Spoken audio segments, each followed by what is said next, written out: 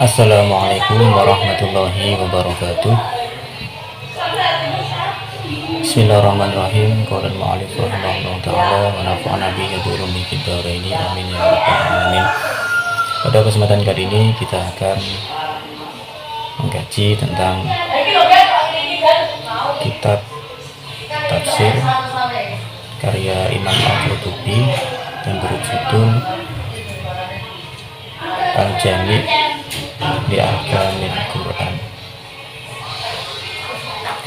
Itu yang pertama tentang bab fadilah Al-Quran secara umum. Ini merupakan sebuah mukaddimah dari Imam Al-Qurtubi sebelum membahas tentang tafsir secara rinci. Beliau membahas tentang bab fadilah Al-Quran secara umum, anjuran dan fadilah mempelajari, membaca, meringankan serta mengamalkannya. Ketahuilah bahwa pembahasan mengenai hal ini sangatlah luas. Para ulama banyak yang menulis buku-buku tentang hal ini. Kami akan menjelaskan pembahasan yang menunjukkan fadilahnya dan ganjaran yang telah disediakan oleh Allah kepada ahli Quran, yaitu orang-orang yang mengikhlaskan niatnya dalam mempelajari Al-Quran karena Allah semata dan mengamalkannya. Fadilah pertama dari Al-Quran hendaknya dirasakan oleh seorang mukmin adalah menyadari bahwa Al-Quran adalah firman Allah, Tuhan semesta alam, bukan ucapan makhluk. Seorang mukmin harus memahami bahwa Al-Quran adalah firman yang tidak ada sesuatu pun yang dapat menyerupainya. Al-Quran juga memiliki sifat yang tidak ada yang menyerupai dan menandinginya. Al-Quran adalah bagian dari cahaya zat Allah. Para qari mendendangkan bacaan Al-Quran, mereka yang membacanya akan mendapatkan pahala, karena memang itulah yang diperintahkan kepada mereka pada kondisi-kondisi tertentu, yaitu sebagai bentuk kepatuhan mereka dalam melaksanakan ibadah-ibadah tertentu. Sedangkan pada beberapa kondisi lainnya, membaca Al-Quran hukumnya adalah sunnah atau dianjurkan. Mereka juga diperintahkan untuk tidak menyentuh Al-Quran pada saat mereka dalam keadaan junub. Mereka akan memperoleh pahala jika mengamalkannya dan mendapatkan hukuman atau azab jika mereka meninggalkannya. Ini semua telah disepakati oleh kaum muslim yang merupakan kaum yang hak. Asar-asar yang ada pun berbicara seperti itu, dan hadis-hadis juga mengisyaratkan hal yang sama.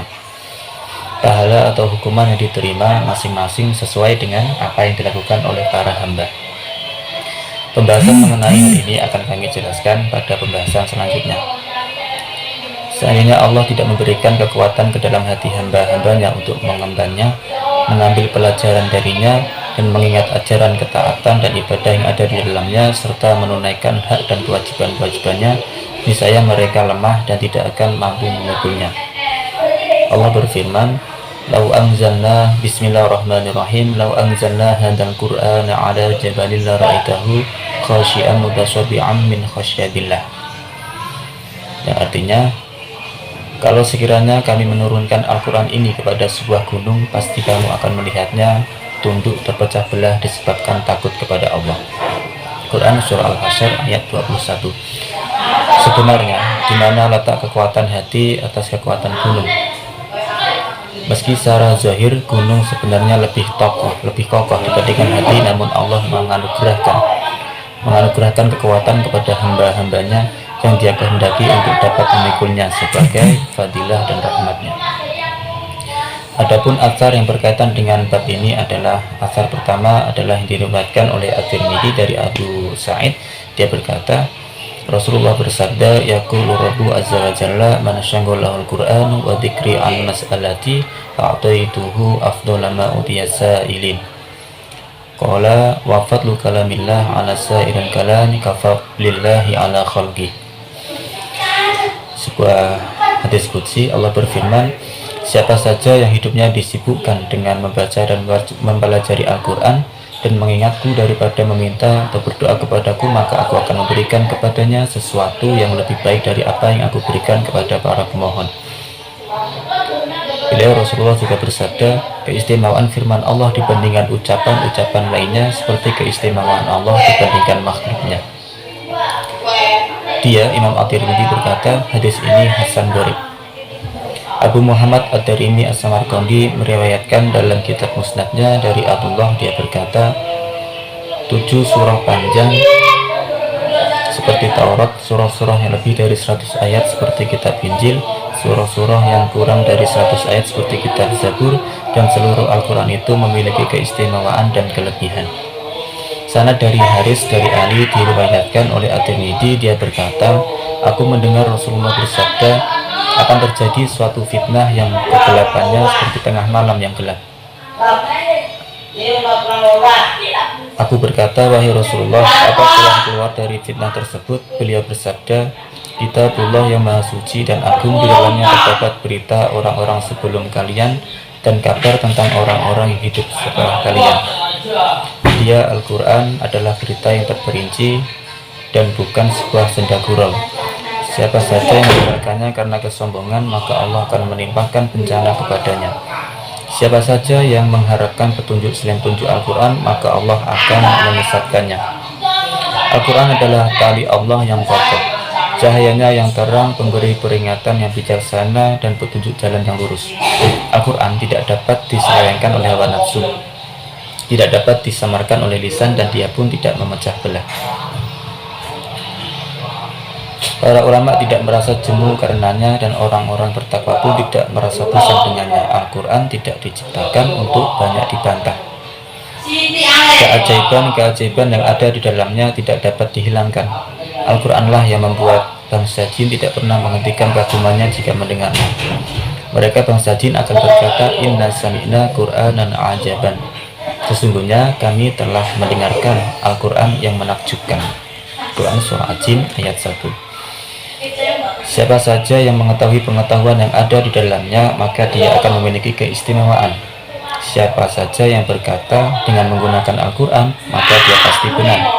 Siapa saja yang memutuskan hukum dengannya, maka dia pasti adil. Siapa saja mengamalkannya, maka akan mendapatkan ganjaran pahala. Siapa yang menyerukan orang lain kepadanya, maka dia akan mendapatkan petunjuk ke jalan yang lurus. Ambillah jalan yang lurus, wahai A'war, orang tua juling. Haris disebut oleh Asy-Sya'bi sebagai seorang pendusta, dan dia tidak dianggap.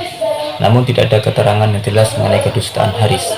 Yang dapat dibenarkan terhadap dirinya adalah bahwa dia terlalu berlebihan dalam mencintai Ali dan menganggapnya lebih istimewa dari yang lainnya. Atas dasar inilah maka Asy-Sya'bi menganggapnya sebagai seorang pendusta. Karena Asy-Sya'bi lebih mengistimewakan Abu Bakar dengan alasan Abu Bakar adalah orang pertama yang memeluk ajaran Islam. Abu Umar bin Abdul Bar berkata, aku kira Asy-Sya'bi diberikan hukuman atas ucapannya mengenai Haris Al-Hamdani. Al-Haris menceritakan kepadaku, sedangkan dia adalah salah seorang dari 2 orang pendusta. Abu Bakar Muhammad bin Al-Qasim bin Bashir bin Muhammad Al-Ambari An-Nahwi Al-Lugawi dalam kitabnya Ar-Rad ala man khalafa Mushaf Utsman, ia menyandarkan periwayatannya kepada Abdullah bin Mas'ud. Abdullah bin Mas'ud berkata, Rasulullah bersabda, Al-Quran adalah sumber ajaran hasil ciptaan Allah. Oleh karena itu, belajarlah kalian dari sumber ajaran Allah itu semampu kalian. Sesungguhnya Al-Quran adalah tali Allah, cahayanya terang, penyembuh penyakit dan pembawa manfaat. Al-Quran dapat menjadi pelindung bagi orang yang berpegang teguh dengannya. Dia akan memberikan keselamatan kepada orang mengikuti ajarannya.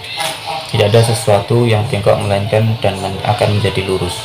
Tidak ada yang berjalan di jalan yang menyimpang melainkan akan mendapatkan teguran.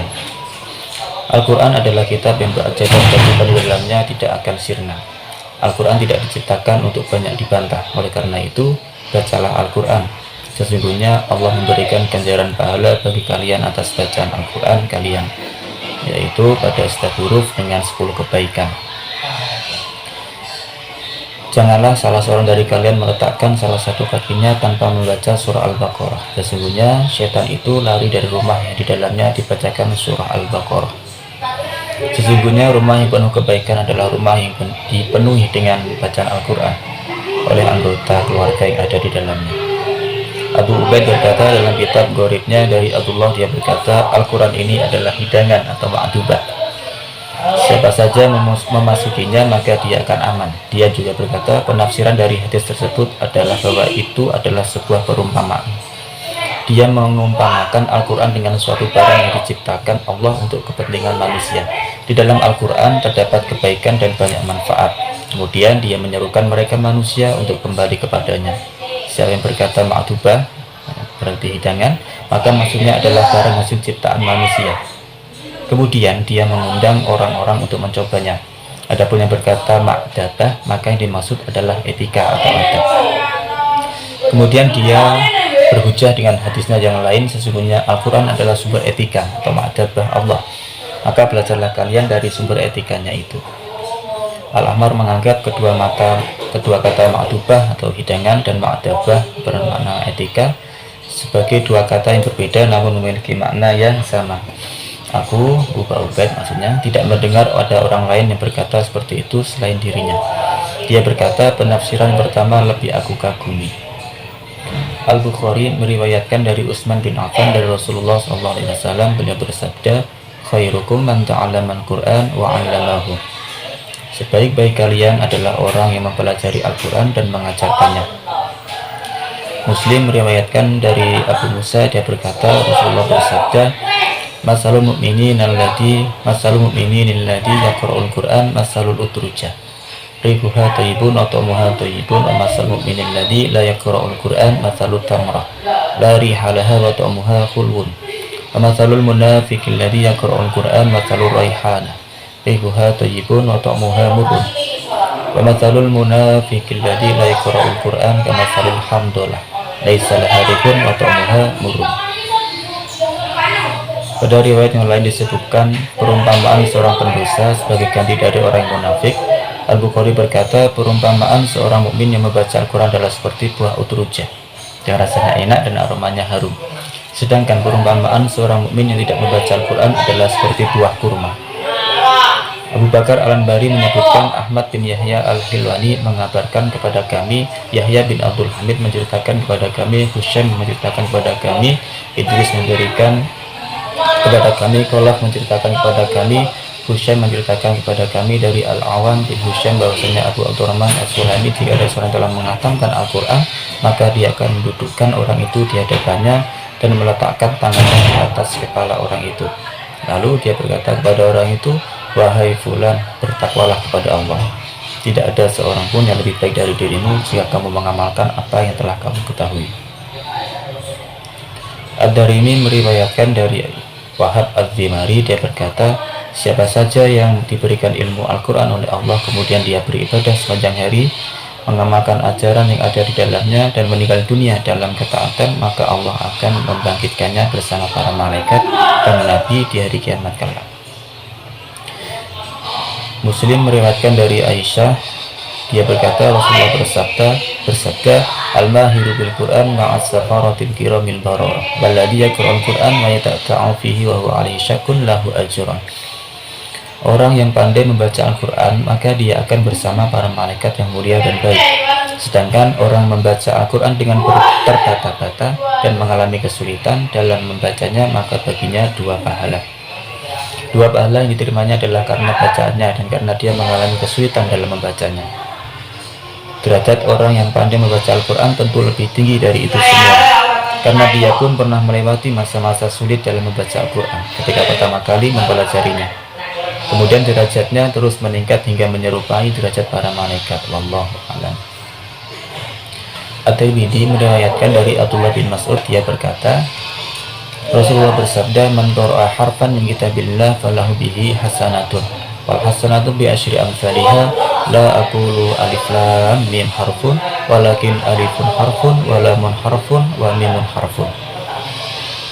At-Tirmidzi berkata, hadis ini hasan sahih, gharib dari jalur periwayatan seperti ini. Hadis ini telah diriwayatkan pula secara mauquf. Imam Muslim meriwayatkan dari Uqbah bin Amir, dia berkata, Rasulullah keluar menghampiri kami, sedangkan pada saat itu kami berada di Sufah. Beliau lantas bersabda, ayyukum yuhibbu ayyamdu kulla yawmi illa budahan aw ilal afiqi fayatiya minhu bina qataini kaumawaini bingari ithmin wala qat'i rahimin. Faqulna ya Rasulullah nuhibbu dhalika, qala afala yamdu ahadukum ilal masjidi faya'lamu aw yaqra'u ayataini min kitabillahi azza wa jalla khairul lahu min naqataini. Fasalasun khairul lahu min salasin wa arahu khairul lahu min arba'in wa min a'dadihinna min al-ibil. Siapa di antara kalian yang ingin jika pergi pada pagi hari ke Buton atau Angkik, kemudian dari tempat itu dia membaca 2 unta kaum Mawain yang badannya besar, yang dia didapatkan bukan dari perbuatan dosa atau dengan memutuskan tadi silaturahim, kami berkata, wahai Rasulullah, kami semua ingin seperti itu. Beliau bersabda, tidakkah setiap orang dari kalian pergi ke masjid kemudian mempelajari atau membaca 2 ayat dari kitabullah, itu adalah lebih baik dari 2 ekor unta. 3 ayat Al-Quran lebih baik dari 3 ekor unta. 4 ayat Al-Quran lebih baik dari 4 ekor unta, dan begitu pula beberapa ekor banyak unta. Dari Abu Hurairah, dia berkata, Rasulullah bersabda, man nafasa an muslimin kurbatun min kurabid dunya nafasallahu anhu kurbatun min kurabi yaumil qiyamah wa man yassara ala musri yassarallahu alaihi fid dunya wal akhirah wa man sadara musliman sadarallahu fid dunya wal akhirah wallahu fi aunil abdi maka al abdu fi auni akhihi wa masalaka tariqan tamisu fihi ilman sallallahu lahu bihi tariqan ilal jannah. Wa ma jadama qawmun fi baiti min buyutillah yasluna kitaballah wa yatadarasunahu bainahum illa nazalat alaihimus sakinatu wa ghasyiyatuhumur rahmah wa hafathumul malaikatu wa dzakarahumullah fi man indahu wa man baltu'an bihi amaluhu lam yusyrik bihi nasabuhu. Siapa saja yang membantu kesulitan seorang muslim di dunia, maka Allah akan membantu kesulitannya pada hari kiamat nanti. Siapa saja yang meringankan kesusahan orang yang sedang kesusahan, maka Allah akan meringankannya untuknya di dunia dan di akhirat. Siapa saja yang menutupi aib seorang muslim, maka Allah akan menutupi aibnya di dunia dan di akhirat. Allah akan menolong seorang hamba selama hamba tersebut menolong saudaranya. Siapa saja yang menempuh perjalanan untuk menuntut ilmu, maka Allah akan mempermudah jalan baginya menuju surga. Tidaklah suatu kaum berkumpul di sebuah rumah atau masjid dari rumah-rumah Allah, kemudian mereka membaca kitabullah dan saling mengajarkannya di antara mereka, melainkan akan turun ketenangan kepada mereka. Mereka akan dinaungi dengan rahmatnya, para malaikat akan mengelilinginya. Dan Allah akan menceritakan kepada siapa saja yang ada bersamanya. Siapa saja yang lambat dalam mengamalkan Al-Quran, maka ketahuilah bahwa sesungguhnya nasab keturunannya tidak akan dapat membuat derajatnya naik. Abu Daud, An-Nasai, Ad-Darimi, dan At-Tirmidzi meriwayatkan dari Uqbah bin Amir, dia berkata, aku mendengar Rasulullah bersabda, al-jahiru bil Quran kal jahiri bis shadaqati wal musiru bil Quran kal musiri bis shadaqati. Orang yang membaca Al-Quran dengan suara keras sama dengan orang yang bersedekah dengan terang-terangan, dan orang yang membaca Al-Quran dengan suara pelan sama dengan orang yang bersedekah dengan diam-diam. At-Tirmidzi berkata, hadis ini hasan gharib. At-Tirmidzi meriwayatkan dari Abu Hurairah dari Rasulullah, beliau bersabda, yaji'ul Quran yaumal qiyamah fayaqulu ya rabbi hallihi fayulbasu tajan karamah thumma yaqulu ya rabbi sidhu fayulbasu halatul karamah thumma yaqulu ya rabbi irdu'anhu fayurdu'anhu fayuqalu lahu iqra' wa tuzadu bi kulli ayatin hasanatan. Pada hari kiamat Al-Quran akan datang dan berkata, ya Tuhan, berikanlah perhiasan kepada yang membaca Al-Quran. Maka orang tersebut pun dikenakan mahkota kemuliaan. Kemudian Al-Quran kembali berkata, ya Tuhan, tambahkanlah. Maka orang itu pun dikenakan perhiasan kemuliaan. Lalu Al-Quran kembali berkata, ya Tuhan, ridhoilah dia. Maka Allah pun meridhoi orang itu. Kemudian dikatakan kepadanya, bacalah Al-Quran dan naiklah ke surga. Lantas derajatnya di surga pun terus bertambah. Pada setiap ayat yang dibacanya terdapat suatu kebaikan. At-Tirmidzi berkata, hadis ini sahih. Abu Daud meriwayatkan dari Abdullah bin Amr bin berkata, Rasulullah bersabda, yuqalu li sahibil Quran iqra' wartaqi wa ratil kama kunta turatalu fid dunya fa inna manzilaka inda akhiri ayatin taqra'uha. Dikatakan kepada orang yang membaca Al-Quran, bacalah Al-Quran, naiklah ke surga, dan bacalah Al-Quran dengan tartil sebagaimana kamu membacanya dengan tartil di dunia. Sesungguhnya kedudukanmu berada pada akhir ayat yang kamu baca.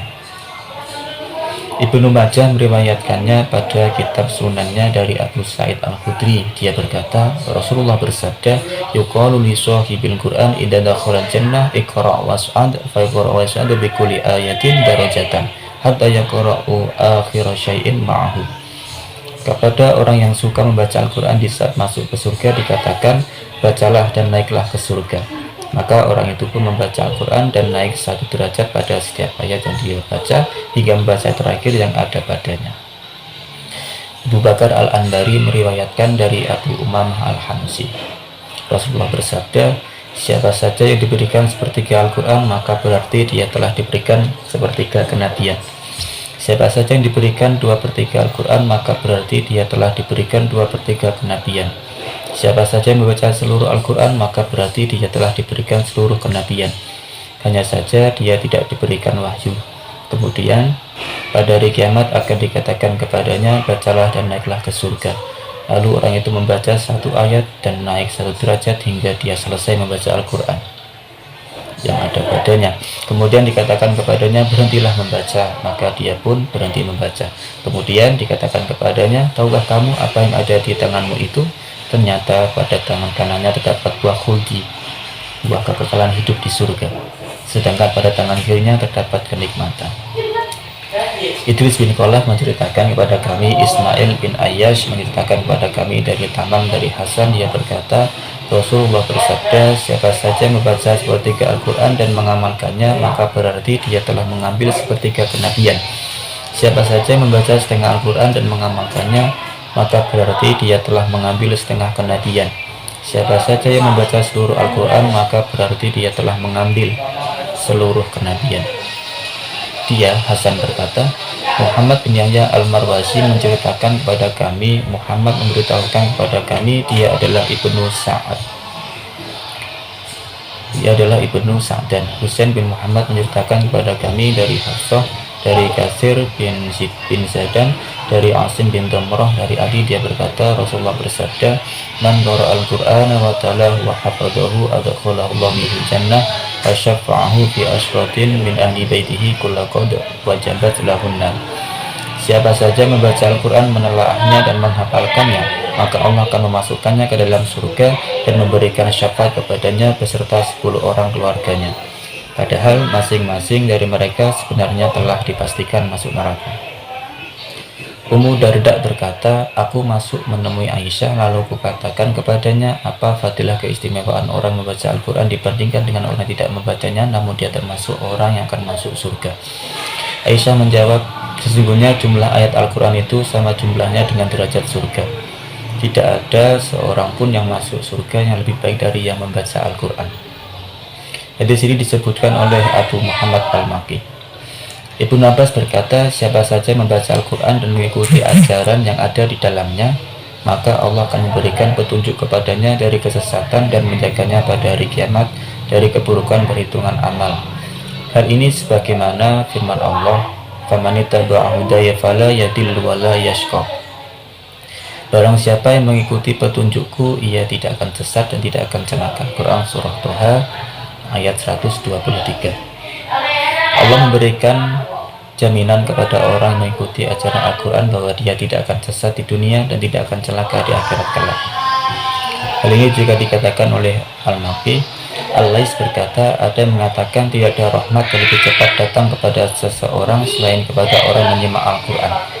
Hal ini sebagaimana yang difirmankan oleh Allah, wa idza quri'al Qur'anu fastami'u lahu wa ansitu la'allakum turhamun. Dan apabila dibacakan Al-Quran maka dengarkanlah baik-baik dan perhatikanlah dengan tenang agar kamu mendapatkan rahmat. Quran Surah Al-A'raf ayat 200. Lafaz la'alla bagi Allah adalah sesuatu yang wajib diwujudkan. Disebutkan di dalam kitab Musnad Abu Daud At-Toyalisi. Kitab ini merupakan musnad pertama yang ditulis dalam sejarah Islam. Dari Abdullah bin Amru dari Rasulullah, beliau bersabda, man qama bi asyri ayatin lam yuktab minal ghafilin wa man qama bi mi'ati ayatin kutiba minal qanitin wa man qama bi alfin ayatin kutiba minal muqantirin. Siapa saja yang mengamalkan 10 ayat Al-Quran maka dia tidak dicatat sebagai orang-orang yang lalai. Siapa saja mengamalkan 100 ayat maka dia akan dicatat termasuk sebagai orang-orang yang taat. Siapa saja yang mengamalkan 1000 ayat maka dia dicatat termasuk orang-orang yang muqantorib. Banyak sekali asar-asar yang semakna dengan hadis di atas. Apa yang telah kami sebutkan di atas kami rasa telah cukup mewakili, hanya Allah yang memberikan hidayah. Wallahu a'lam bishawab. Assalamualaikum warahmatullahi wabarakatuh.